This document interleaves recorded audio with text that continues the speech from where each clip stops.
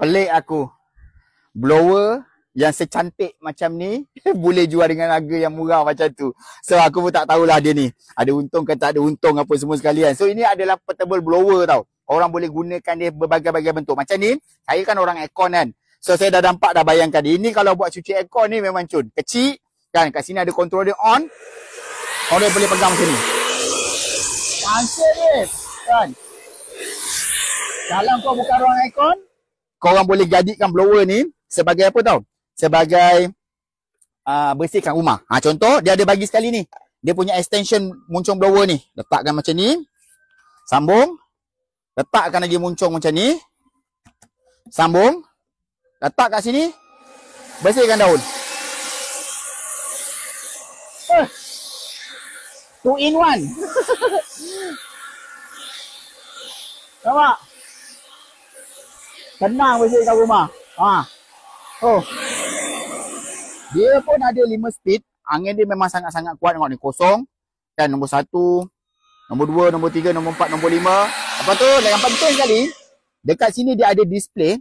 Dia punya, apa orang cakap? Dia punya bateri punya persen dia. Maksudnya bila kita blower tu, kita nampak lah kat sini ada bateri apa semua. So, kalau korang beli ni, yang saya pegang ni, okay, ada dekat beg kuning, berserta dengan bateri besar macam ni. Nampak? 6.0 AH. Memang tahan, setakat guna setengah jam, 45 minit tu, no problem. Jangan risau, datang sekali dengan charger. So, insyaAllah, berbaloi. Okay, harga dengan kualiti, berbaloi. Saya memang tak boleh belah lagi dekat bahagian sini.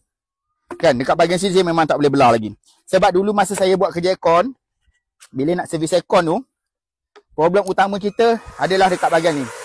Kan, ini kau tengok. Wah.